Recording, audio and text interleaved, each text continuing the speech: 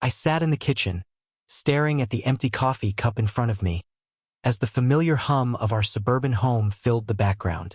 The dishwasher clanked rhythmically, and through the window, I could see the leaves of our oak tree turning gold, signaling the arrival of fall. The house was quiet, peaceful even, but inside me, there was a storm brewing. It was a storm I didn't even recognize until recently. I've been married to Greg for almost 20 years now. We met in college, and like many love stories, it felt perfect back then. Full of passion, excitement, and promises. He was charming, always knew how to make me laugh, and I fell for him hard. Over the years, we built a life together. 2 kids, a house in the suburbs, and careers that kept us both busy but content. Greg had worked his way up in his accounting firm, and I had my small interior design business that kept me occupied. But somewhere along the way, the excitement between us had faded, like the colors of an old photograph left out in the sun too long. It wasn't that we fought much, our lives were too busy for that. We were good partners, managing the day-to-day chaos of raising kids, juggling work, and maintaining the house. We were efficient, comfortable even, but the passion that once defined our relationship had become a distant memory. I sighed and stood up, rinsing my cup in the sink. Greg was away on another business trip, something that had become more frequent over the last few years. It wasn't unusual. His work required it, and I never questioned it. At least not until recently. I brushed away the unease that lingered whenever I thought of how often he was gone, telling myself it was just part of life. But then, 2 weeks ago, something shifted. I had found an old photo album while cleaning out the closet. Pictures of us in our early years, full of joy and laughter. In those moments, I realized how long it had been since Greg and I had really connected. I wondered if he felt the same, or if he even noticed the distance between us. I was lost in my thoughts when my phone buzzed. It was a text from Mark, a client I had been working with on a renovation project for the past few months. He was renovating his kitchen and living room, and the project had dragged on longer than either of us expected. We'd become friendly during the process, exchanging casual texts about design ideas or updates on materials. But lately, those messages had shifted. There were moments when our conversations lingered just a little too long, straying from the professional into something more personal. He'd compliment me on my style, both professionally and personally, in a way that made my heart race, though I brushed it off as harmless banter. Now, as I looked at the message on my phone, that same flutter returned to my chest. "Are you free for lunch today? I'd love to talk about some new ideas for the living room, and, well, it's been a while since we've had a proper catch-up." I stared at the screen, my thumb hovering over the keyboard. I knew I should say no. I should suggest a professional meeting in his home or office. But something inside me, something that had been ignored for far too long, wanted to say yes. I typed back before I could second-guess myself. Sure. Where and when? The restaurant he chose was downtown, a quaint little bistro with outdoor seating. When I arrived, Mark was already there, sipping a coffee and looking as relaxed as ever. He stood when he saw me, smiling that easy smile of his that had always put me at ease. His dark hair was tousled, and he wore a casual button-down that highlighted his broad shoulders. He wasn't Greg. He was different in a way that felt dangerous and exciting all at once. "Hey, you look great," he said, pulling out my chair for me. "Thanks," I murmured, feeling a blush creep up my neck. "You too." As we sat down, we started talking about the project. At first, everything was normal, professional. But then, as the conversation drifted, the tone changed. His compliments became a little more flirtatious, his eyes lingering just a little too long. "I've really enjoyed working with you, he said, his voice low. "You've got such a good eye for design. And," he paused, his gaze locking with mine, "you're just really easy to be around." I felt my heart race, my pulse quickening. I hadn't felt like this in years. Not with Greg, not with anyone. It was thrilling and terrifying at the same time. "Thanks," I replied, my voice quieter than I intended. It's been fun working on the project. But it wasn't just about the project anymore. I knew that, and so did he. Over the next few weeks, things with Mark escalated. Our texts became more frequent, more personal. We'd talk about our lives, our frustrations, our marriages. He confided in me that his wife had become distant, that he felt like they were more roommates than partners. I didn't tell him everything about Greg, but I didn't have to. He sensed it, the loneliness, the yearning for something more. We started meeting for lunch more often, always telling ourselves it was about the project, but we both knew better. There was an unspoken understanding between us, a magnetic pull that neither of us wanted to resist. Then, one afternoon, everything changed. We were at his house going over some design ideas for the living room. His wife was out of town, and it felt oddly intimate being there, just the two of us. I could feel the tension building between us, the air thick with something unspoken. I told myself to keep things professional, to focus on the work, but my body had other ideas. As I reached for a sample book on the coffee table, our hands brushed. It was such a small thing, but the electricity that shot through me was undeniable. I froze, my breath catching in my throat, and when I looked up, Mark was staring at me with the same intensity one was trying so hard to suppress. Without thinking, without even realizing what I was doing, I leaned in, just slightly. It was enough for him to close the gap. His lips were on mine before I could stop it, soft and insistent. For a moment, I froze, torn between guilt and desire. But then, something inside me snapped, and I kissed him back, my hands gripping his shirt as if I was afraid of letting go. It wasn't just a kiss. It was a release of years of frustration, of loneliness, of longing for something I couldn't even name. And in that moment, I didn't care about the consequences. All I cared about was the way his hands felt on my skin, the way my body came alive under his touch. But as quickly as it started, reality crashed down around me. I pulled away, my breath ragged, my mind racing. What had I done? What was I doing? This wasn't me. I wasn't the kind of woman who cheated on her husband. I wasn't the kind of woman who gave in to temptation. But as I stared into Mark's eyes, full of the same confusion and desire I was feeling, I knew that something had shifted, something irreversible. I had crossed a line, and there was no going back.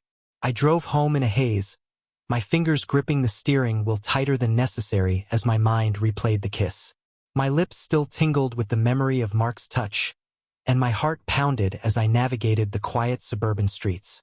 I tried to shake the feeling, the rush of guilt and exhilaration twisting together inside me like a knot I couldn't untangle. When I pulled into the driveway, the house looked the same as it always did, calm, familiar, unchanged. But I wasn't the same. I sat in the car for a few moments, trying to compose myself, trying to decide how to move forward from what I had just done. Could I pretend it didn't happen? Could I go back to my life with Greg and bury this moment deep inside, where no one, not even me, could find it again? Greg was still away on his business trip, and the kids were staying with friends for the weekend, so I had the house to myself. Normally, I would have welcomed the quiet, used the time to unwind, but now it felt like an accusation. I stepped inside, shutting the door behind me, and the silence was deafening. I went straight to the kitchen and poured myself a glass of wine, hoping it would help settle my nerves. I needed to think, to process what had happened with Mark. But every time I tried to make sense of it, my thoughts slipped away, replaced by the memory of his hands on me, the feeling of finally being seen, of being desired. I had to figure out what this meant for me, for Greg, for my marriage. I stood at the kitchen island, sipping my wine, my mind racing. Did I still love Greg? I asked myself that question and was startled by how difficult it was to answer. Of course I loved him, we'd built a life together, a family. But was I in love with him? Was there still passion, desire, the kind of connection I had once felt so deeply? Or had we become more like partners, co-parents, companions rather than lovers? I set the glass down, staring at the dark liquid swirling inside. My phone buzzed on the counter, startling me out of my thoughts. I glanced down and saw Mark's name on the screen. My heart skipped a beat. Hey, I'm sorry about earlier. I didn't mean to make things complicated. I stared at the message, unsure how to respond. Was I sorry? I didn't know. I typed and erased my reply several times before finally settling on something that felt vague enough to avoid commitment. It's okay. We should probably talk. As soon as I sent it, I regretted it. What was there to talk about? What could I possibly say that would make any of this make sense? That night, I tossed and turned in bed, unable to quiet the storm of emotions swirling inside me. Every time I closed my eyes, I saw Mark's face, felt his lips on mine. But then, Greg's face would flash in my mind, and the guilt would crash over me like a wave. The next morning, I woke up groggy, my head still full of confusion. I tried to go about my day as usual, working on client designs, answering emails, but my heart wasn't in it. I kept checking my phone, half expecting Mark to text again, half hoping he wouldn't. In the late afternoon, Greg called. His voice was warm, familiar, and the sound of it stirred a mixture of relief and guilt in my chest. "Hey babe," he said, "just checking in. How's everything at home?" "Fine," I replied, forcing my voice to sound normal. "Everything's fine." We talked briefly about the kids, his work trip, the usual things. But as we spoke, I felt a growing sense of detachment. The conversation felt scripted, like something we'd done 1,000 times before without ever really connecting. And I realized that I hadn't even noticed how far apart we drifted until now. A week passed, and I didn't see Mark. I threw myself into work, hoping the distraction would help me forget what had happened. But it was no use. Every time I closed my eyes, I felt that spark, that thrill I had experienced with him, and it gnawed at me, reminding me of everything my life with Greg lacked. Then, one evening, as I was preparing dinner, my phone buzzed again. "I can't stop thinking about you." It was from Mark. My heart leapt into my throat. I stared at the message, my hands trembling slightly. I knew what this was, where it was headed. And deep down, I knew that if I responded, if I let this continue, there would be no turning back. But the truth was, I couldn't stop thinking about him either. We met again the following week, this time at a coffee shop downtown. I told myself it was just to talk, to clear the air, to put an end to whatever this was before it spiraled further. But as soon as I saw him, all my resolve crumbled. He smiled when he saw me, that same easy smile that had always put me at ease. But now it felt charged with something else, something more dangerous. "Hey," he said, sitting down across from me. "I wasn't sure if you'd come." "I almost didn't," I admitted, my voice barely above a whisper. "Mark, we can't keep doing this." "I know," he said, but there was something in his eyes, a hunger, a longing, that told me he wasn't ready to stop either.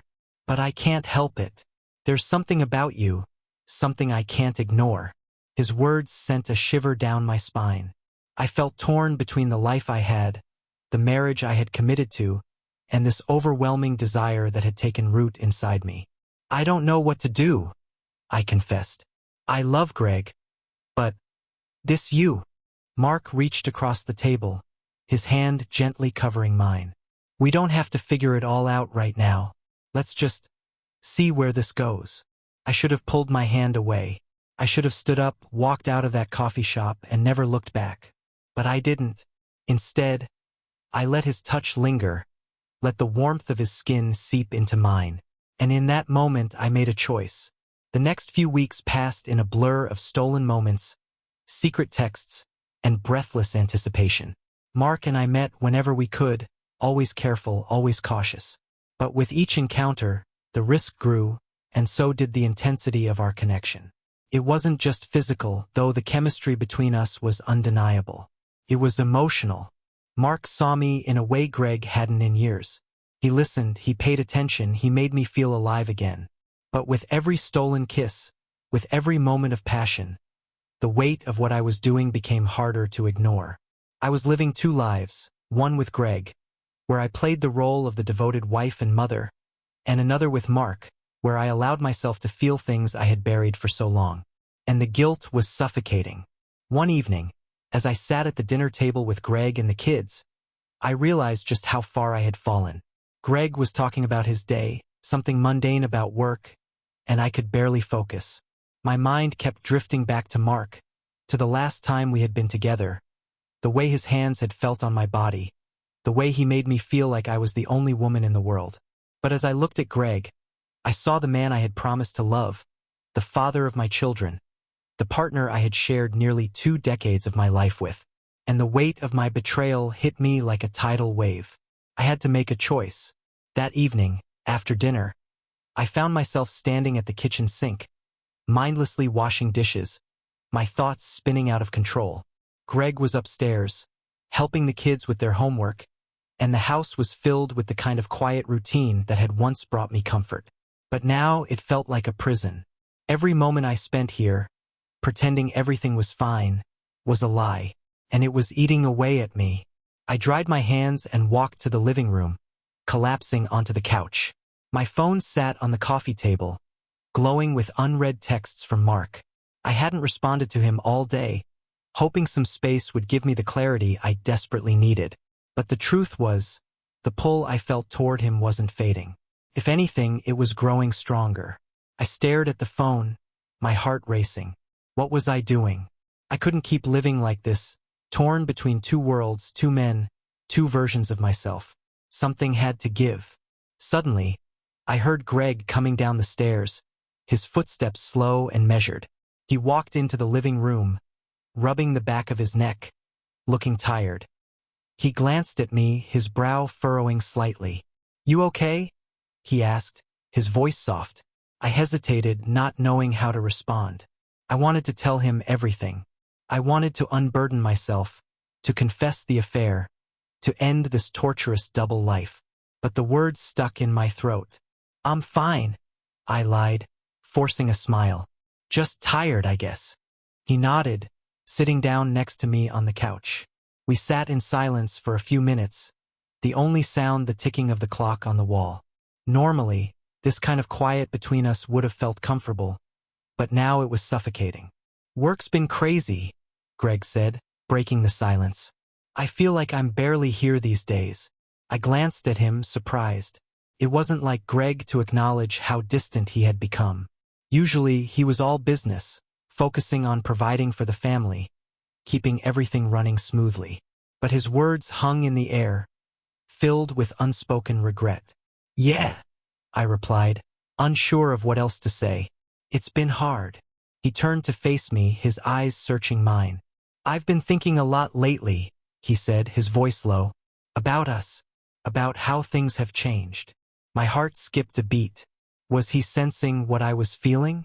Did he know, deep down, that I had been drifting away? "I don't want us to lose each other," Greg continued, his voice filled with a vulnerability I hadn't heard in years. "I know I've been distracted with work, and I'm sorry for that. But I miss you. I miss us." I swallowed hard, tears stinging the back of my eyes. His words hit me like a punch to the gut. Here he was, trying to reconnect, trying to fix what had been broken between us, and I was the one destroying everything. "I miss you too," I whispered, my voice trembling. Greg reached out, gently taking my hand in his. His touch was warm, familiar, but it didn't send the same thrill through me that Mark's touch did. And that realization broke something inside me. "I want to try," Greg said, his eyes full of hope. "I want to make things better. For us, for the kids. Can we do that?" My throat tightened, and I nodded, though deep down, I wasn't sure if I was capable of doing what he was asking. I had already crossed a line, and there was no undoing what I had done. But maybe, just maybe, there was a way to stop it from going any further. To rebuild what Greg and I had lost. That night, as we lay in bed, Greg reached for me, his touch tentative at first, as if testing the waters. I closed my eyes, trying to feel what I used to feel when he held me. But no matter how hard I tried, my thoughts kept drifting back to Mark. Guilt clawed at me, making it hard to breathe, but I pushed it down, determined to give Greg the chance he deserved. The next morning, I woke up early, feeling restless. I couldn't shake the feeling that something was about to break, that the fragile balance I had been maintaining was about to shatter. Greg had left for work before the sun rose, leaving me alone with my thoughts. I sat at the kitchen table, nursing a cup of coffee, when my phone buzzed again. It was Mark. I hesitated before opening the message, knowing that every time I engaged with him, I was pulling myself deeper into something I wasn't sure I could escape from. I miss you. Can we talk? I stared at the message, my stomach churning. I knew I should end things with him, tell him that it had gone too far, that I couldn't do this anymore. But part of me didn't want to let him go. Part of me craved the way he made me feel, alive, seen, wanted. I typed out a response before I could stop myself. Meet me at the park later. We need to talk. The park was quiet when I arrived, the afternoon sun casting long shadows across the grass. I sat on a bench near the playground, my heart pounding as I waited for Mark. I wasn't sure what I was going to say, but I knew that this couldn't continue. Not like this. Mark arrived a few minutes later, his usual confident smile faltering when he saw the look on my face. He sat down next to me, his hands resting in his lap, as if unsure whether to reach for me. "I'm sorry," I said, my voice barely above a whisper. "I shouldn't have let this happen." He looked at me, his expression softening. "I don't regret it," he said quietly. "Not for a second." My heart ached at his words. I didn't regret it either, not entirely. But the guilt was too much, and the weight of what I was doing to Greg, to our family, was crushing me. "I care about you," I said, my throat tight. "But I can't do this anymore. I can't keep living this double life." Mark was silent for a moment, his jaw tense. Then he nodded, his gaze dropping to the ground. "I get it," he said, his voice thick with emotion. "But that doesn't make it any easier." "I know," I whispered, tears welling in my eyes. "But I have to try and fix things with Greg. I owe it to him, to my kids." Mark turned to me then, his eyes searching mine, and for a brief moment, I thought he might argue, might try to convince me to choose him. But instead, he reached out, gently brushing a tear from my cheek. "I want you to be happy," he said, his voice full of quiet sadness. "Even if that means letting you go." I nodded, my heart breaking as I realized that this was really the end. The connection I had felt with Mark had been real, intense, but it wasn't sustainable. It wasn't enough to justify destroying my marriage, my family. We sat in silence for a few more moments, neither of us wanting to be the first to leave. But eventually, Mark stood up, his expression resigned. "Take care of yourself," he said softly before turning and walking away. I watched him go, feeling a strange mixture of relief and grief wash over me. I had made my choice. I had ended the affair. But the damage was already done, and I wasn't sure if I would ever be able to repair the cracks that had formed in my marriage or in myself. That night, I lay in bed next to Greg, staring at the ceiling, my mind a whirl of emotions. I had ended things with Mark, but the guilt remained, gnawing at me. I hadn't told Greg the truth, not yet. I wasn't sure if I ever could. The thought of seeing the hurt in his eyes, the betrayal, was too much to bear. But I knew that if I wanted any chance of saving our marriage, I would have to face the consequences of my actions. I would have to confront the choices I had made and hope that, somehow, Greg and I could find our way back to each other. The days that followed felt like a slow, suffocating descent. I had cut things off with Mark, but that didn't erase what had happened, nor did it make the guilt any easier to bear. Every time I looked at Greg, I felt the weight of my betrayal pressing down on me, choking me. He had no idea how much I had hurt him, how much I had risked everything we had built. But I knew, and that knowledge was eating me alive. At first, I tried to go back to our routine, normal dinners, normal conversations, pretending that everything was fine. But each moment felt forced, like I was living someone else's life. The guilt made it hard to breathe. I couldn't stand the thought of Greg looking at me with love when I knew I didn't deserve it. I didn't feel worthy of his trust anymore. I told myself that ending the affair was enough, that if I just moved forward, things could go back to the way they were. But they couldn't. Not really. I had crossed a line, and the cracks in my marriage were too deep to ignore. And then, one evening, everything changed. It was a Tuesday night, and Greg had come home early from work, something that rarely happened. The kids were upstairs, getting ready for bed, and the two of us were sitting in the living room. The TV was on, but neither of us was paying much attention to it. Greg was flipping through his phone, and I was staring at the flickering screen, my mind far away. Suddenly, he turned to me, his brow furrowed. "You've been quiet lately," he said. "Everything okay?" My heart stopped. The question was innocent enough, but there was something in his tone, something in the way he was looking at me, that made me feel like he knew, like he could sense the distance between us, the secrets I was hiding. "I'm fine," I said automatically. My voice too quick, too defensive. I could feel my palms start to sweat, the walls closing in around me. Greg's gaze lingered on me, his expression serious. "No, you're not," he said quietly. "Something's been off for weeks now. You're distant, distracted. Is it me? Did I do something?" The sincerity in his voice nearly broke me. Here he was, trying to take responsibility, trying to understand, and I was the one who had betrayed him. I felt my stomach twist with guilt.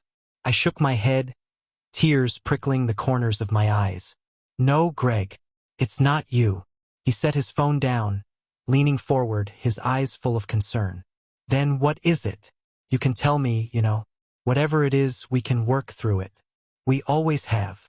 His words hit me like a tidal wave, and suddenly, the dam I had been holding back for so long broke. I couldn't keep the secret anymore. I couldn't keep pretending. Tears spilled down my cheeks as I looked at him, my throat tight, my chest aching with the weight of everything I had been hiding. "Greg, I need to tell you something." His face changed, the concern deepening into something closer to fear. "What is it?" I wiped at my eyes, trying to steady my breathing. "I did something terrible. And I'm so sorry." The color drained from his face. He sat back, his body suddenly tense, like he was bracing himself for the worst. "What are you talking about?" I couldn't look him in the eye. My hands shook as I clasped them together, my words trembling as they left my mouth. I was unfaithful. The silence that followed was unbearable. It hung in the air between us, heavy and suffocating. I could hear the sound of my own heartbeat pounding in my ears, the tick of the clock on the wall, but Greg didn't say anything.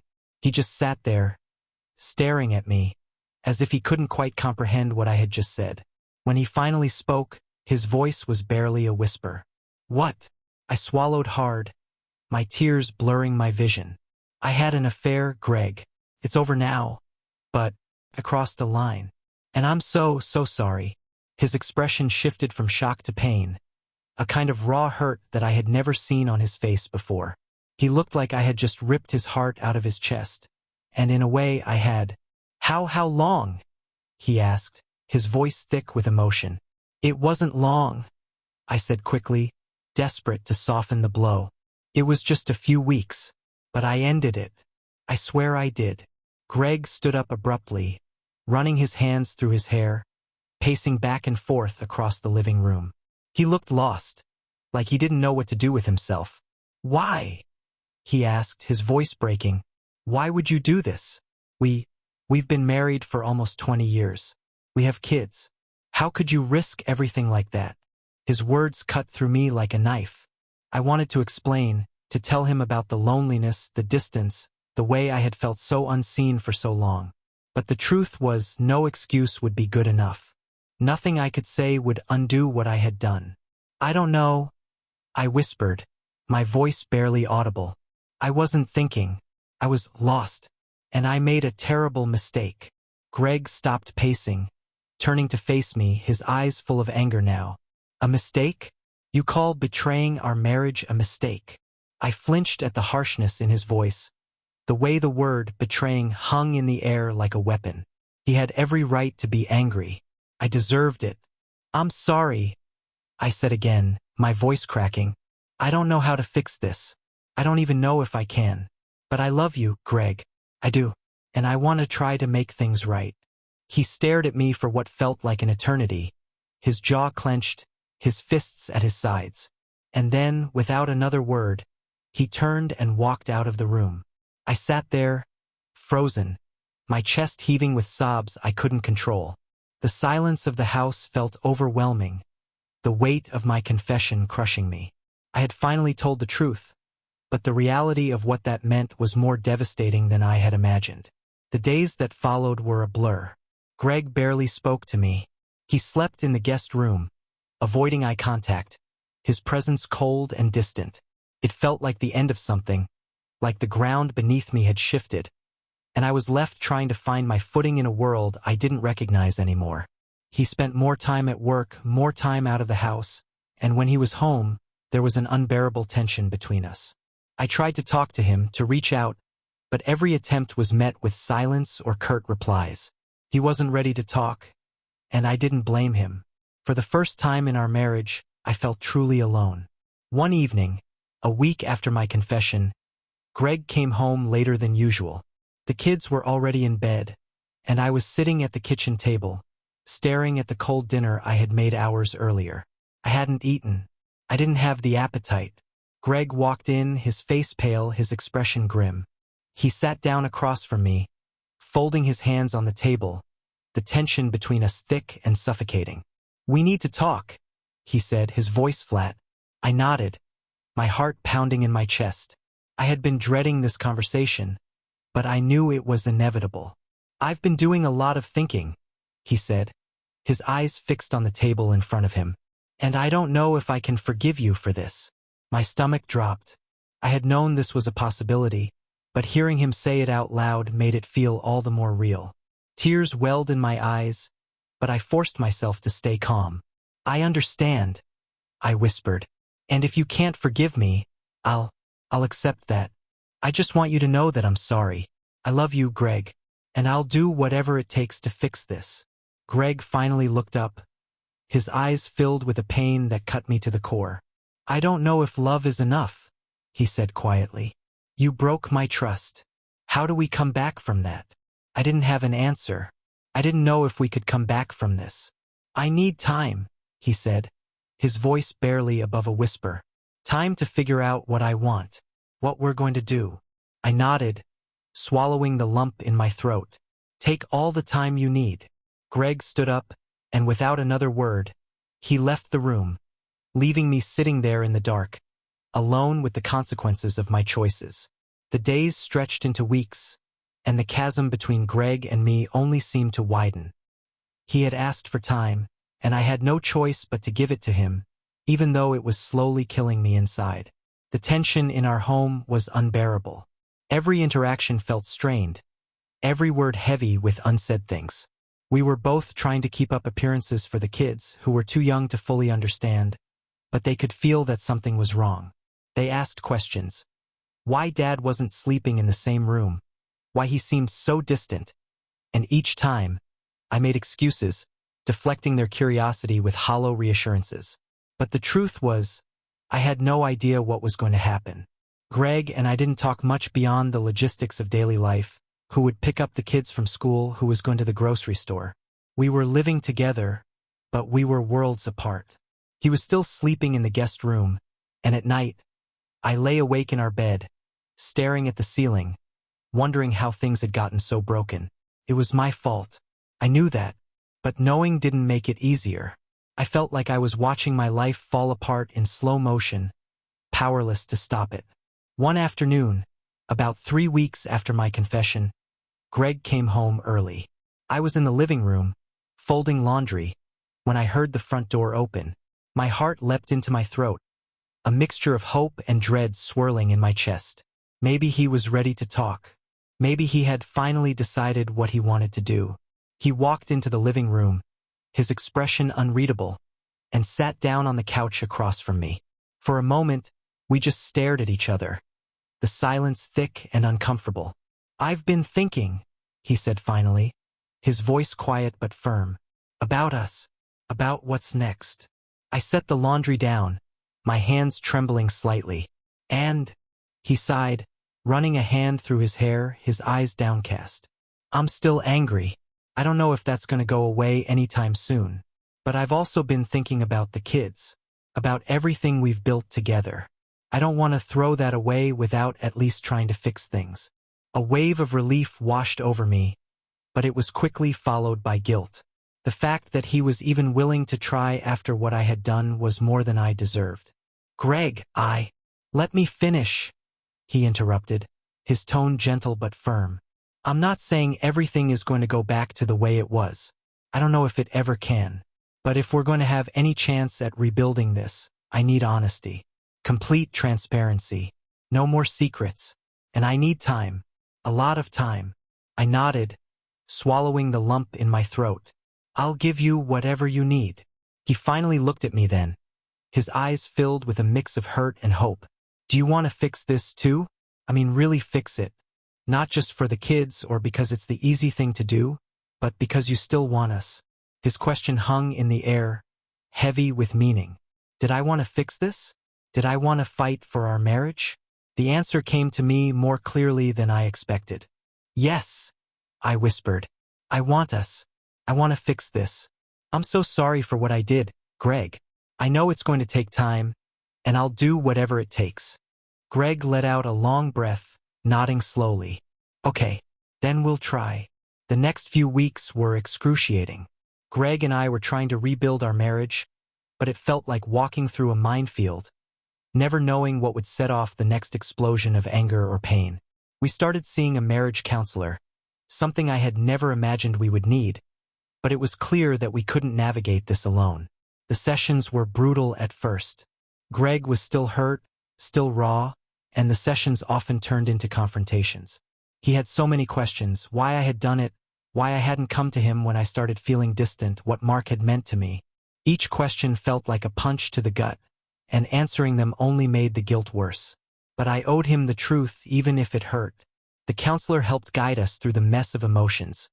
Greg's anger, my guilt, and the deeper issues that had been festering in our marriage for years. It wasn't just about the affair. It was about the distance that had grown between us, the way we had stopped being a team, stopped really seeing each other. One evening, after another grueling counseling session, Greg and I sat in the car outside the therapist's office, the air between us thick with unspoken words. I was exhausted, emotionally drained, but I knew there was something I needed to say. Greg, I began, my voice shaky. I know I can't change what happened, but I need you to know that Mark, he didn't mean anything compared to what we have. It was a mistake, and I'm not proud of it. But you're the one I want. You're the one I love. Greg didn't respond right away. He stared out the window, his expression hard to read. When he finally spoke, his voice was quiet, measured. It's hard to believe that right now, but I want to believe you. I just don't know how long that's going to take. I nodded, tears stinging the corners of my eyes. I'll wait as long as it takes. The following months were a slow, painful process of rebuilding. Greg and I started spending more time together. Small things like watching a movie after the kids went to bed or going for a walk on the weekends. At first, it felt awkward, like we were trying to relearn how to be a couple. But gradually, the walls between us began to crack, just a little. It wasn't easy. There were still moments when Greg would pull away, when the anger or hurt would flare up, and I would be reminded of how fragile our relationship had become. But there were also moments of hope, moments when we would laugh together or when Greg would reach for my hand, and for a brief second, things felt almost normal again. I clung to those moments, hoping they were a sign that we were moving in the right direction. One evening, after the kids were in bed, Greg and I sat in the living room, the flicker of the fireplace casting soft shadows on the walls. It had been a good day, a day where things had felt almost easy between us. I was curled up on the couch, sipping tea, while Greg sat across from me, reading. Out of nowhere, he looked up, his eyes meeting mine. "I'm starting to trust you again," he said quietly. My heart skipped a beat. It was the first time he had said anything like that since the affair. "I'm trying," I whispered. "I'm trying to be better. For us." He nodded, setting his book aside.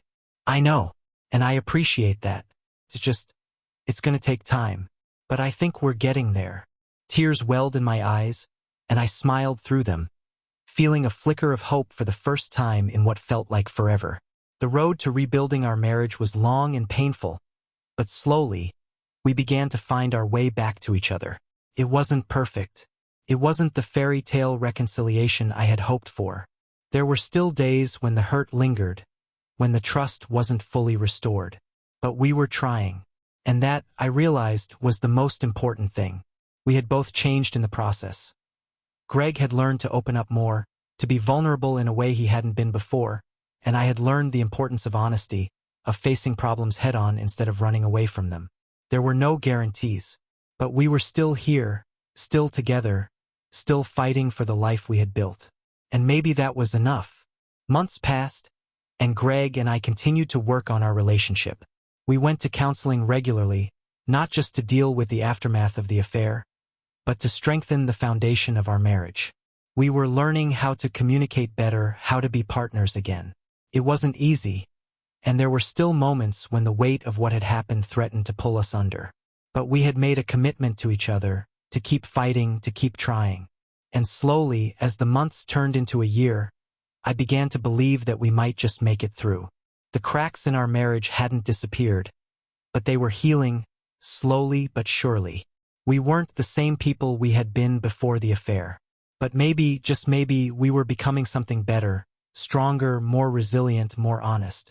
And for the first time in a long time, I felt hopeful about our future. A year had passed since Greg and I began our journey of rebuilding our marriage. Life was starting to feel normal again. We had settled into a new rhythm, one that felt more honest, more real. The kids seemed happier too. Sensing the tension between us had eased. The cracks in our relationship hadn't disappeared, but they were healing. And for the first time in a long while, I felt like maybe we were going to be okay. But life has a funny way of testing you just when you think you've regained your balance. It started innocently enough. I had landed a new client, a large corporate project for a real estate development firm downtown. It was a huge opportunity for my interior design business, the kind of contract that could open doors for more lucrative work in the future. And that's when I met Evan, the project manager. Evan was different from Mark. Where Mark had been charming and easygoing, Evan was sharp, intense, and focused.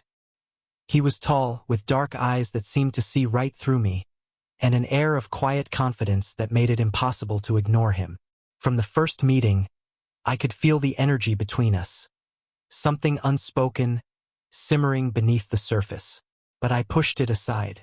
I had learned my lesson. I wasn't going to make the same mistake twice. At first, everything was professional. Evan was meticulous about the details of the project, and we communicated regularly to ensure everything was on track. Our emails and phone calls were short and efficient, nothing more than the necessary exchange of information. But as the weeks went on, I began to notice the subtle shifts, the way his messages became a little more personal, a little more friendly. One afternoon, I met him on site to discuss the layout of the office space we were designing. It was just the two of us in the large, empty building. The other contractors had left for the day, leaving us alone in the vast space. We walked through the rooms, discussing design choices, but I could feel the tension building with every step. "I like the way you think," Evan said as we stood in one of the unfinished conference rooms, his voice low. "You've got a vision that's refreshing." I smiled, trying to ignore the way his compliment made my stomach flip. "Thanks. It's been a great project to work on." He turned to face me, his eyes locking onto mine, and for a moment, the air between us seemed to thicken. "You know, I don't meet many people who are as dedicated as you are. You're different. It's intriguing." I could feel the familiar flutter in my chest, the one I had tried so hard to avoid since the affair with Mark. I took a step back, trying to create some distance, both physically and emotionally. "I take my work seriously," I said, keeping my tone light, hoping to defuse the tension. But Evan didn't move. He was still watching me, his gaze steady, as if he could see right through the walls I was putting up. "I can see that, but there's something else about you. Something I can't quite figure out." My heart pounded in my chest, and for a brief moment, I felt like I was back in that whirlwind of temptation, back to the feeling of being seen, desired. But this time I knew better. I wasn't going to let myself fall again. "I think we should get back to the plans," I said, forcing a smile. "There's still a lot to discuss." Evan smiled too, but there was something behind his eyes, something that told me he wasn't going to give up that easily. Over the next few weeks, the tension between Evan and me only grew. He started texting me more often, asking for my opinion on things that had nothing to do with the project, what I thought about a new restaurant opening downtown, or if I had any recommendations for places to take clients. His messages were never inappropriate, but they were personal in a way that made my pulse quicken. I tried to keep things professional, but the pull was undeniable. Every time we met in person, the air between us seemed to crackle with unspoken possibilities. And with Greg and me still working through the aftermath of my affair, I couldn't help but notice how easy things felt with Evan. There was no baggage, no history, no pain. Just a spark that I couldn't ignore. But I did ignore it, or at least I tried to. I had made a promise to Greg, to myself, that I would never let temptation take hold of me again. I wasn't that person anymore, or so I thought. One evening, I was working late at the office, going over some final design plans for Evan's project. The kids were at a friend's house, and Greg was out with colleagues, so the house was quiet. I had been staring at my computer screen for hours when my phone buzzed. It was a message from Evan. "Hey, you free tonight? There's a new bar I've been wanting to check out. Thought we could grab a drink, talk about the project." I stared at the message, my heart racing. I knew what he was asking, even if he didn't say it outright. And the worst part was I wanted to say yes. I wanted to feel that spark again, to let myself be swept up in something exciting and new. But I also knew where that road led. I had been down it before, and I had barely survived the consequences. I typed out a response, my fingers trembling on the screen. "I don't think that's a good idea. I'm trying to keep things professional." I hesitated before hitting send, my mind spinning with doubt. But just as I was about to press the button, the front door opened, and Greg walked in. He looked surprised to see me still up, his brow furrowing as he set his briefcase down. "You're working late," he said, his voice casual. "Yeah," I replied, quickly putting my phone face down on the table. "Just trying to finish up some things for the new project." Greg walked over, glancing at my laptop, then at me. There was a tension in his posture, something unspoken. We had been doing better, but things were still fragile between us, still easily broken by a wrong move. "What's going on?" he asked, his eyes searching mine. "You seem distant again." I swallowed hard, guilt flooding me. I had been distant, even if I hadn't acted on anything with Evan. The temptation was there, and it was pulling me away from Greg, just like it had before. "I'm just stressed," I said, trying to brush it off. "Work's been a lot lately." Greg studied me for a long moment, and I could see the uncertainty in his eyes.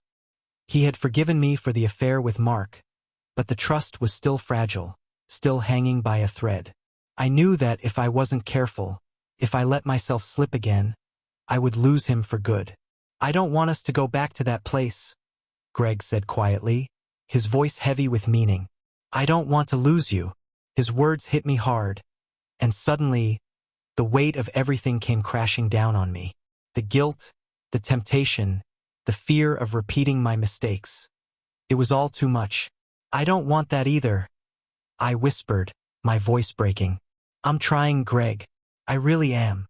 He nodded, reaching out to take my hand, his touch gentle but firm. "Then let's keep trying. Together." I looked at him, tears welling in my eyes, and in that moment, I realized just how close I had come to falling again. But I wouldn't let that happen. Not this time. The next day, I sent Evan a message, short and to the point. "I think we need to keep our communication strictly professional from now on. I don't want to blur any lines." His response came quickly. "Understood. I'll respect that." And just like that, I made my choice. I had learned from my past mistakes, and I wasn't going to let temptation ruin my life again. Greg and I still had a long way to go, but we were fighting for each other. And for the first time in a long time, I felt like we might actually make it. But life has a way of throwing curveballs when you least expect it. And just when I thought we had survived the worst, something happened that I never saw coming, something that would test everything we had rebuilt. It happened on a Saturday morning, the kind of day that starts off so ordinary you'd never suspect it would mark a turning point in your life. Greg was outside mowing the lawn, and I was in the kitchen, scrolling through my emails while the kids played in the backyard. The house was alive with the sounds of normalcy. Laughter, the hum of the lawnmower, the faint scent of breakfast lingering in the air. For the first time in months, things felt steady between Greg and me. The tension that had hung over us was starting to lift. We'd spent the last year rebuilding, slowly patching up the cracks that had formed after my affair. I was beginning to believe that maybe, just maybe, we were going to be okay. And then my phone buzzed, and in an instant, that fragile sense of peace shattered. It was a message from an unknown number. At first, I thought it might be work-related, so I opened it without much thought. But the moment I saw the words, my stomach dropped. "You thought it was over, but it's not. We need to talk." For a moment, I just stared at the screen, my heart pounding in my chest. I didn't recognize the number, but I knew who it was from. Mark. I hadn't heard from Mark since I'd ended the affair.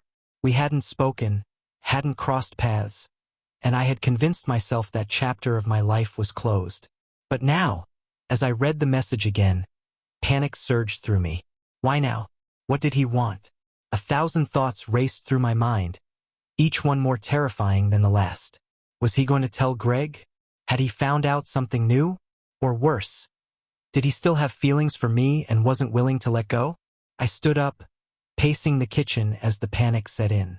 My hands were shaking, and I could feel the walls closing in around me. I couldn't let this happen. Not now. Not when things were finally starting to get better with Greg. But I also knew that ignoring Mark wasn't an option. If he was reaching out after all this time, it had to be for a reason. And I had to find out what it was. Later that afternoon, when Greg and the kids went out to the store, I sat down at the dining table, my hands trembling as I typed out a response to Mark. "What do you want, Mark? We ended this. I can't talk to you anymore." I waited, my heart racing, until finally, a reply came through. "We need to talk in person. It's important." I hesitated, fear gnawing at me. I didn't want to meet him. I didn't want to dredge up the past. But if I didn't handle this, if I didn't at least hear what he had to say, it could spiral out of control. Against my better judgment, I agreed to meet him. We met at a quiet cafe on the edge of town, far enough away that I knew there was little chance of running into anyone we knew. When I walked in, Mark was already sitting at a corner table, his hands wrapped around a coffee cup. He looked different, tired, worn down.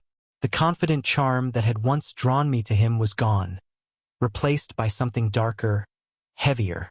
I sat down across from him, my heart pounding in my chest. For a moment, neither of us spoke. The weight of everything we had once been to each other hung in the air between us, making it hard to breathe. "I wasn't sure if you'd come," he said finally, his voice low.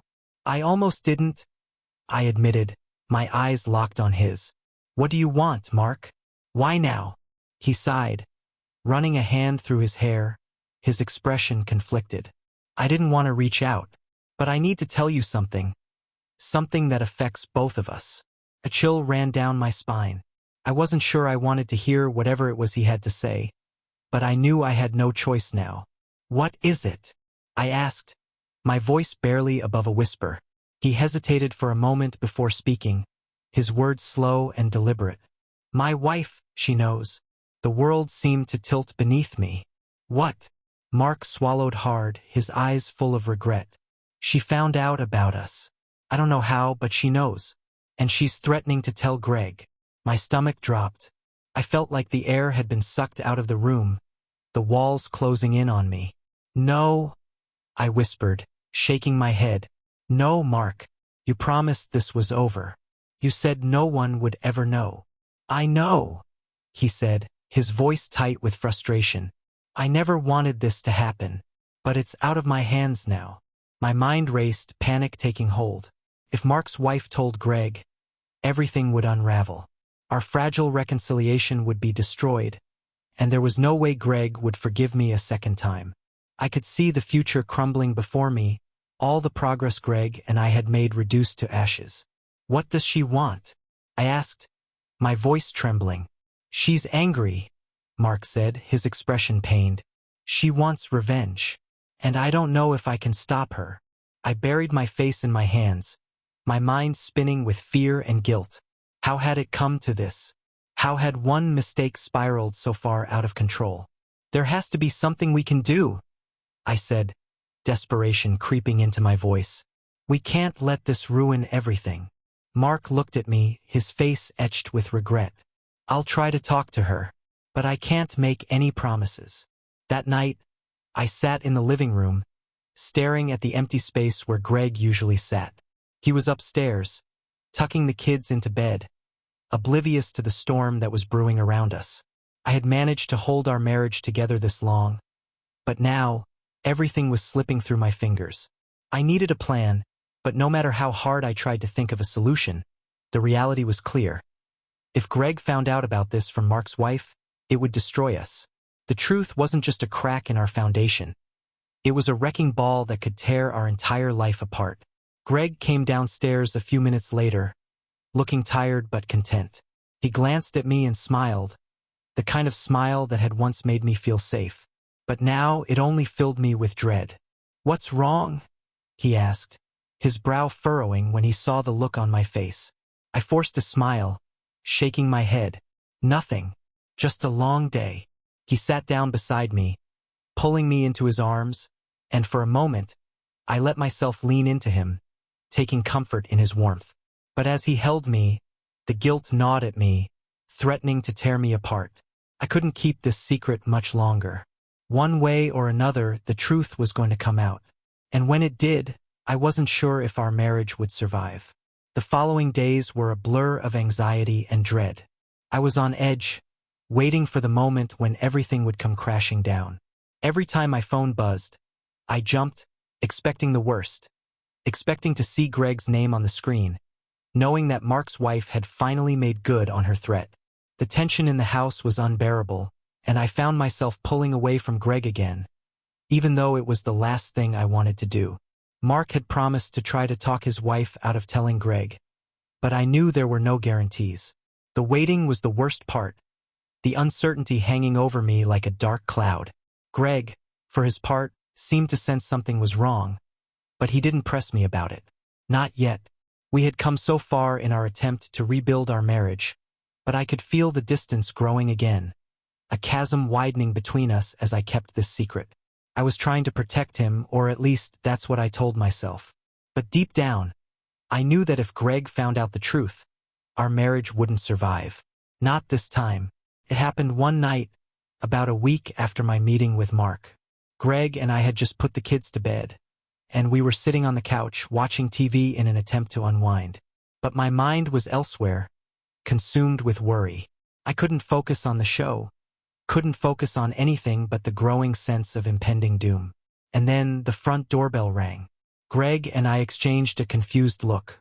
It was late, far too late for anyone to be stopping by. I felt my stomach churn with dread.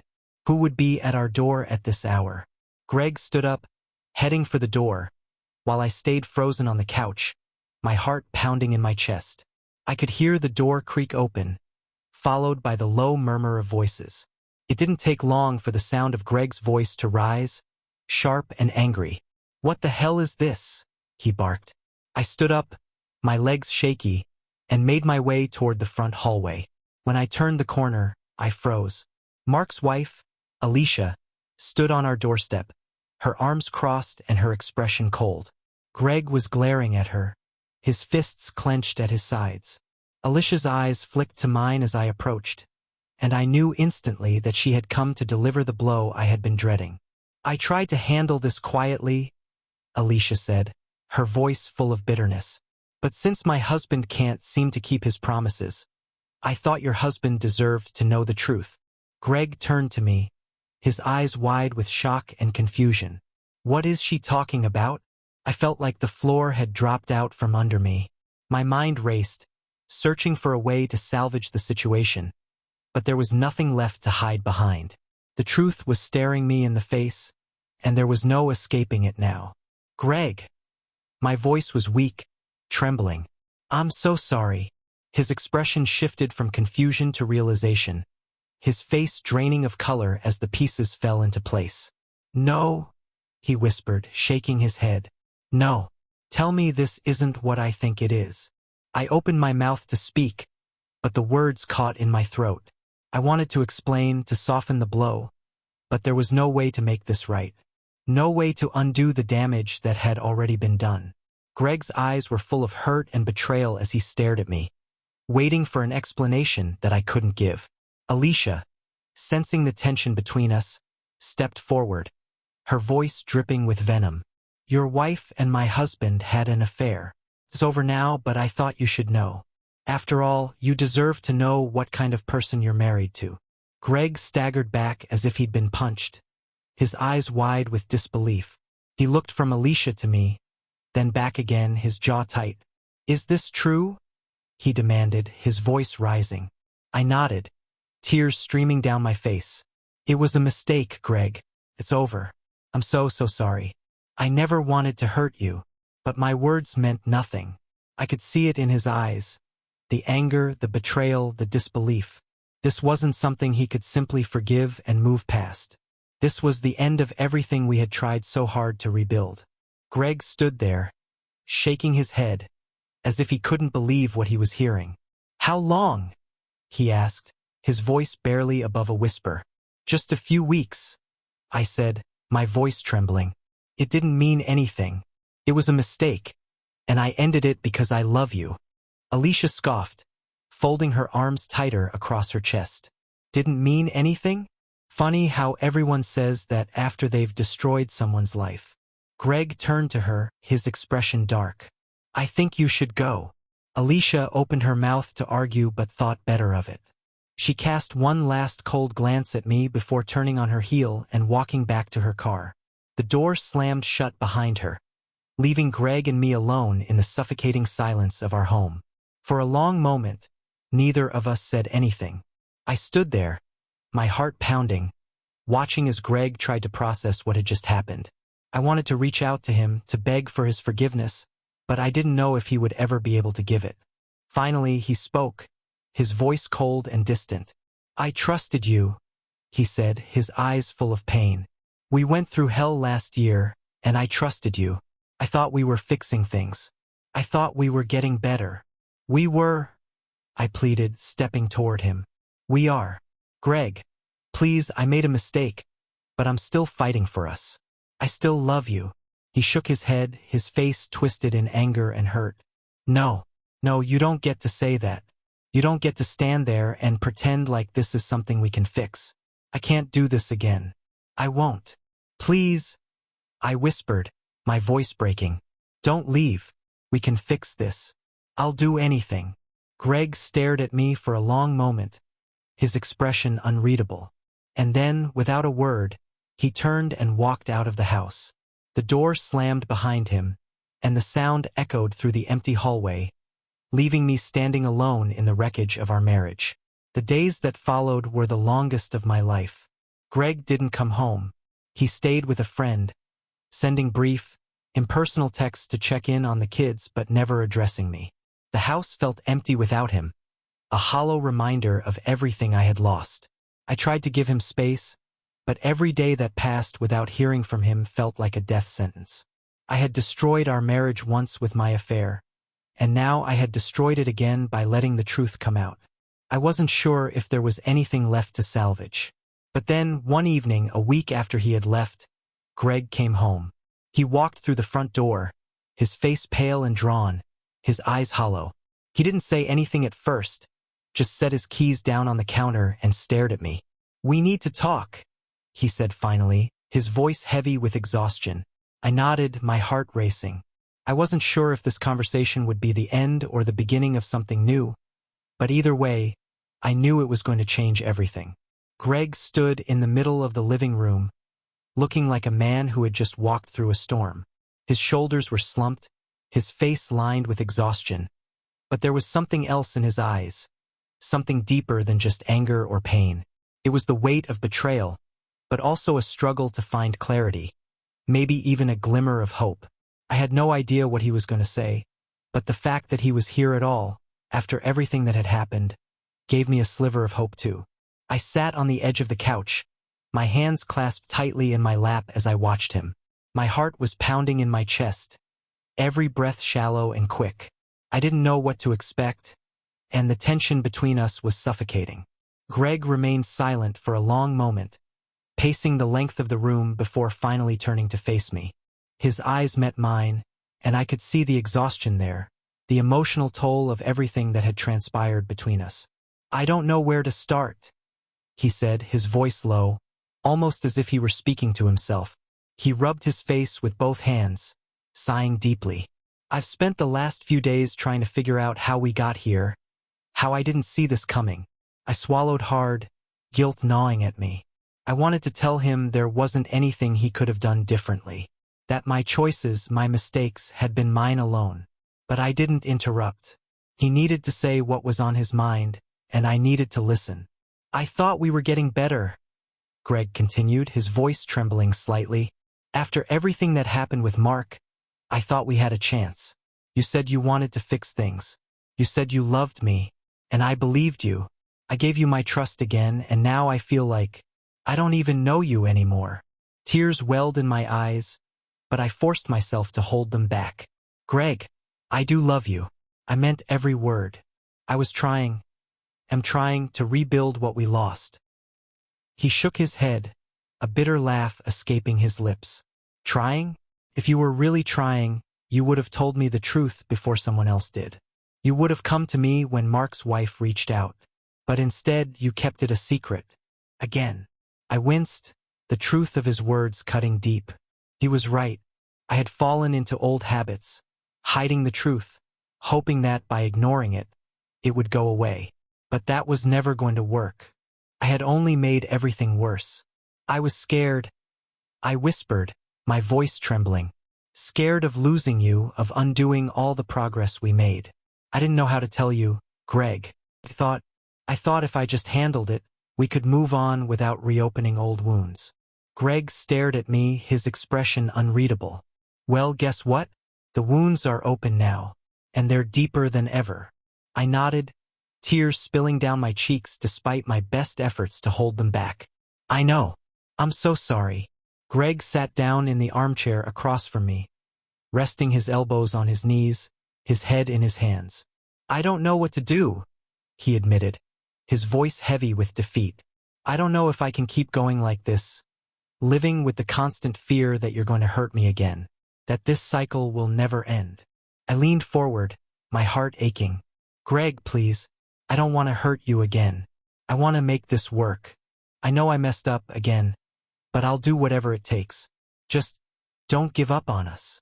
He looked up at me, his eyes filled with a mix of sadness and something else, something that looked a lot like desperation. "I don't want to give up on us either," he said quietly. "But I don't know how to move forward. I don't know if I can ever trust you the way I used to."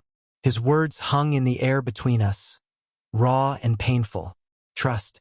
That was the core of everything. Without it, we had nothing. "I know," I whispered.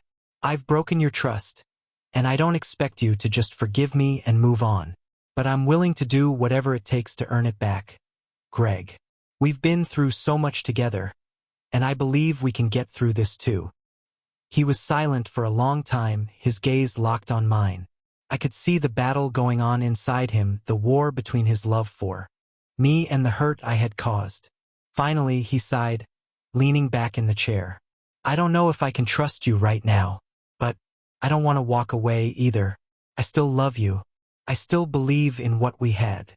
My heart swelled at his words. It wasn't forgiveness, but it was a start, a chance. "I love you too," I said, my voice soft. "And I'll do whatever I can to show you that. I don't expect it to be easy, but I'm not going anywhere. I'm still here, fighting for us." Greg nodded slowly, his eyes dark with uncertainty. "I don't know what this means for us, or how we move forward from here. But if we're going to try again, things need to be different. We can't just patch things up and pretend everything is okay. We need to be real with each other, no more secrets, no more half-truths. If we're going to rebuild this marriage, it has to be built on honesty." "I agree," I said, relief flooding through me. "I'll be honest with you, Greg. Promise. No more hiding, no more secrets. We'll rebuild this the right way." He nodded, though his expression remained wary. "And counseling. We need to keep going to therapy, and not just until things feel okay again. We need to make this a long-term commitment to figure out why this happened in the first place. I'm willing to do whatever it takes, I said. Therapy, whatever you need. I'm here for it. For the first time that night, I saw a flicker of something like hope in Greg's eyes. It was faint, fragile, but it was there. And in that moment, I knew we weren't done yet. We still had a chance. The following weeks were difficult, but different this time. Greg and I recommitted to our therapy sessions, diving deeper into the issues that had plagued our marriage for years. We talked about the emotional distance that had grown between us, about the ways we had stopped communicating, about how both of us had let things slide. There were no easy answers, no quick fixes. But for the first time, we were both fully invested in the process, willing to do the hard work necessary to heal. The nights were still the hardest, when Greg and I would lie in bed together, the weight of everything unsaid pressing down on us. There were moments when I could feel him pulling away, retreating into his own thoughts, his own pain. But there were also moments when he reached for my hand, his grip tight and reassuring, as if he was reminding himself that we were still here, still fighting. I knew it would take time, perhaps months, maybe even years, before Greg truly trusted me again. But I was committed to that process, no matter how long it took. I had been given a second chance, and I wasn't going to waste it. A few months later, as we sat together in the kitchen, the kids laughing and playing in the background, I realized how far we had come. It wasn't perfect. It wasn't a fairy tale. But it was real, and that was more than enough. Greg looked at me across the table, his eyes soft but still guarded. "We're getting there," he said quietly, as if reading my thoughts. I nodded, my heart full of cautious hope. We are. There was still a long road ahead of us, but we were walking it together. And for the first time in a long time, I felt like maybe, just maybe, we were going to make it. Months passed, and slowly but surely, Greg and I began to find our way back to each other. It wasn't easy. Trust took time, and there were days when the wounds felt fresh, the scars still tender. But every time we faced a challenge, we faced it together. We continued therapy, not just to heal the pain of the past, but to build something stronger for the future.